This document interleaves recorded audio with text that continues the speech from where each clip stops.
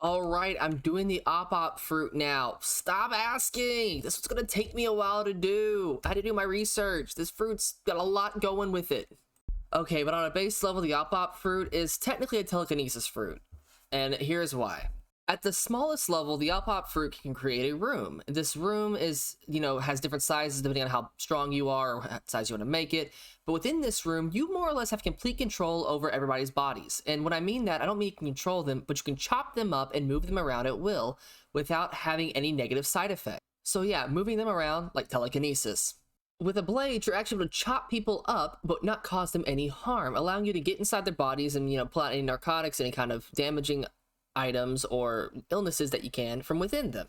It's a pretty good fruit, especially for surgeons like Law. You can also swap brains with people, which makes, Sanji have Chopper's brain inside his body, Frankie having Nami's brain, Nami having Sanji's brain, which is a whole mess of problematic, and Chopper having Frankie's brain, leading to a lot of hilarious faces for Chopper. When you chop somebody up, you can actually put their parts with other people, like a Mr. Potato Head, essentially, and, put animal parts on people's lower portions, upper portions, you name it. You can pretty much make chimeras synthetically. He can also give you electric shock with the amputate if he wants to do damage to you or, paralyze you. I don't know how the electricity falls into the op fruit, aside from, electrotherapy, but, Oda. You can levitate the objects that are in the room that you make. It was seen here with a boat. You can punch people and punch their hearts out without causing any actual damage to them. It just puts their heart in like a little cube, and then you can do whatever you want with that heart, as a hostage, or just, stab the heart and kill them. It's like an insta-kill move with an extra few steps to it. You can also stab people with, an energy knife, causing damage to their internal organs, but their external organs, causing pretty much just instant death. Even people like Doflamingo would have struggled to survive this, considering your now organs are immediately just ruptured and turned to mush. Now for the awakening powers.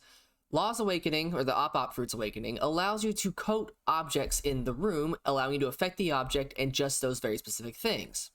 One of these things that allows it to do is stab people without causing any pain to them.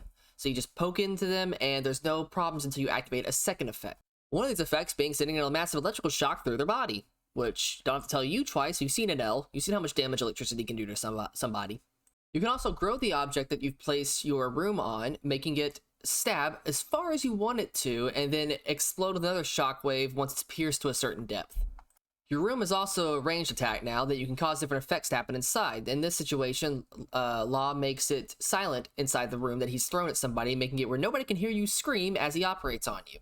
And the last ability, which is not an awakening ability, is the immortality surgery. By sacrificing the person with the fruit, you can make somebody else immortal. Now, my theory is that it doesn't make the other person technically immortal, it just gives the other person the op fruit user's lifespan instead, and this has to be done over and over again with each new user of the op fruit. But that's just my own theory. It could literally just be you're actually now immortal, because you've sacrificed somebody else to make yourself immortal. Yeah, the op fruit is a ridiculously overpowered fruit. So many powers, because it's technically just an operation fruit. It lets you become a surgeon of death, which is what Law's epitaph is. It's overpowered. Law's gonna die.